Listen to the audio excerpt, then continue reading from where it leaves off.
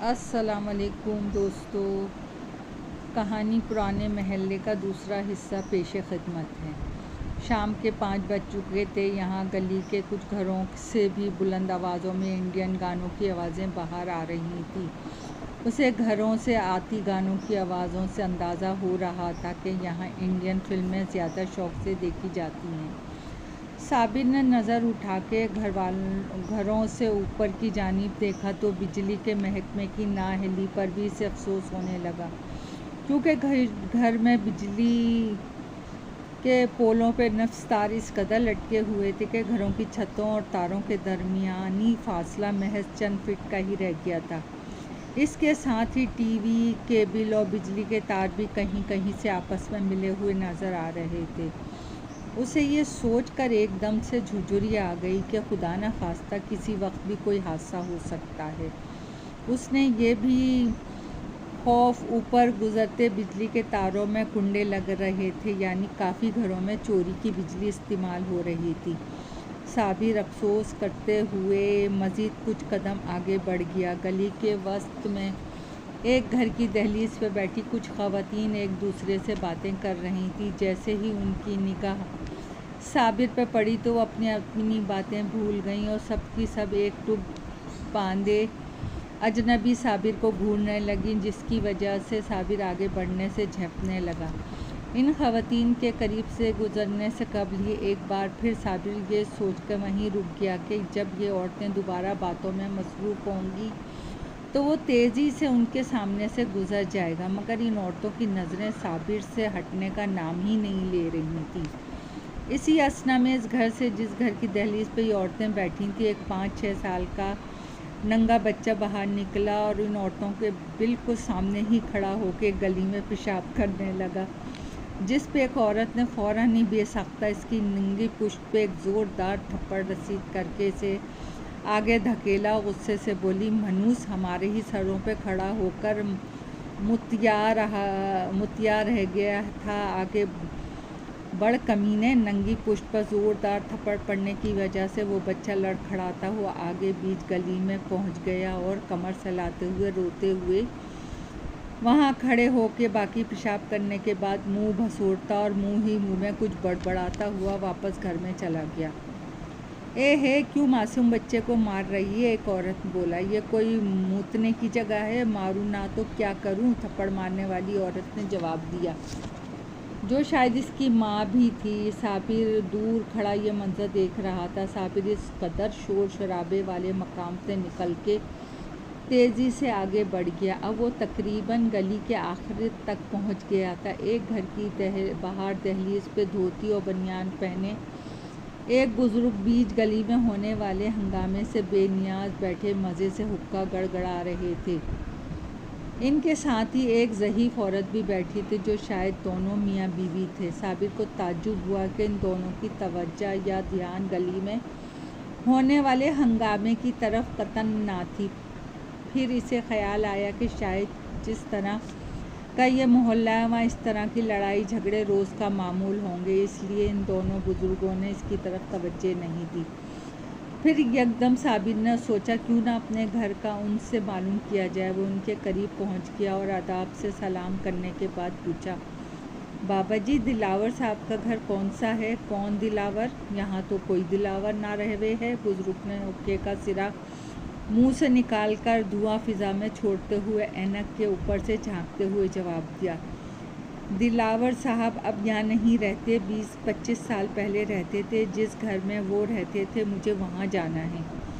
غالباً ان کا مکان نمبر 36A تھا۔ صابر نے ان کو بتایا، یہ مکان تو یہی ہے میرے بغل والا، مگر یہاں تو شکور ہووے ہے۔ بوڑھے نے ساتھ والے گھر کی طرف اشارہ کر کے جواب دیا۔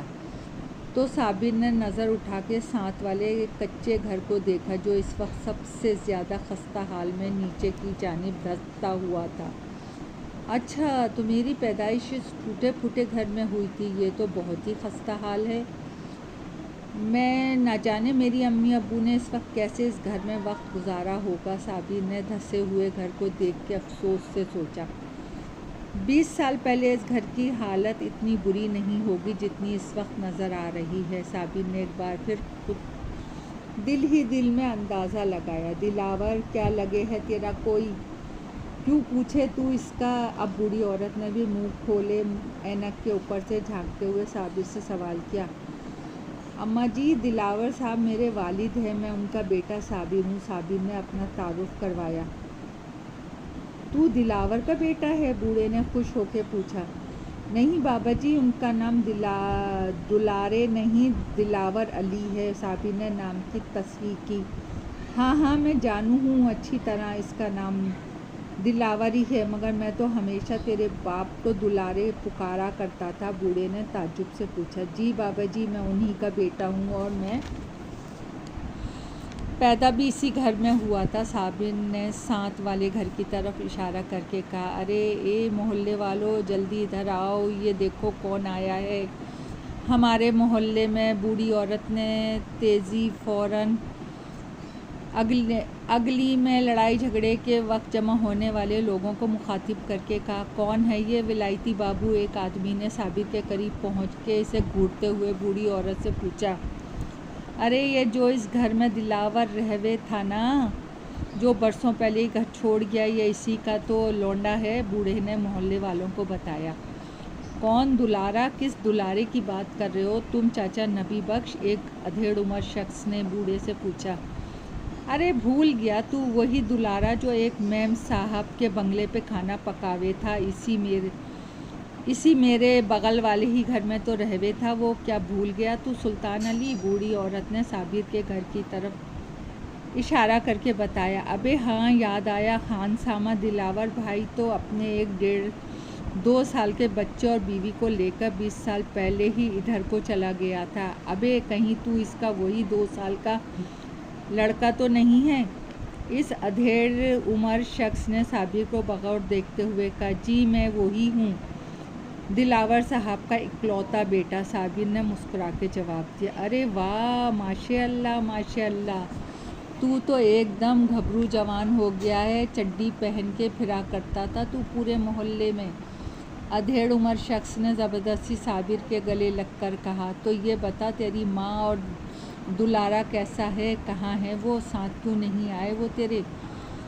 بوڑھے نبی بخش نے ایک ساتھ کئی سوال کر ڈالے۔ جی ابو کی طبیعت کچھ ٹھیک نہیں تھی، امی ان کی دیکھ بھال کے لیے رک گئیں، بس مجھے میرا محلہ اور گھر دیکھنے کا دل چاہ رہا تھا، چلا آیا۔ صابر نے مسکرا کر بوڑھے کو جواب دیا۔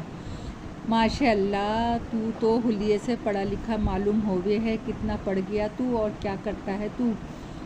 ایک اور ادھیڑ عمر شخص نے پوچھا۔ جی میں ایک بینک میں مینیجر ہوں، صابر نے مسکرا کے جواب دیا۔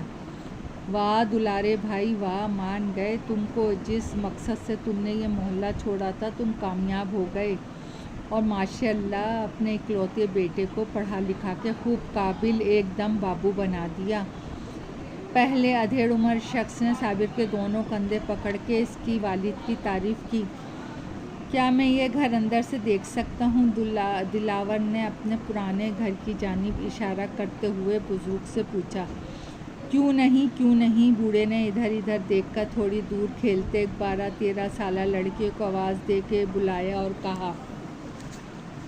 اوئے چھورے، جا کر اندر سے ذرا شکور کو بلا لائیو۔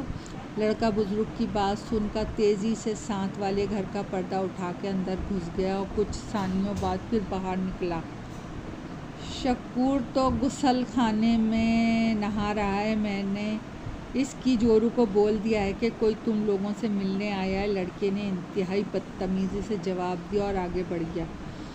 کچھ ثانیوں کے بعد اندر سے ایک عورت بغیر دوپٹے کے دروازے پہ آئی اور اپنے ٹکاتے ہوئے پردے سے ڈھانپتے ہوئے سب کے ساتھ باہر کھڑے صابر کو سوالیہ انداز سے دیکھنے لگی اور بزرگ سے بولی۔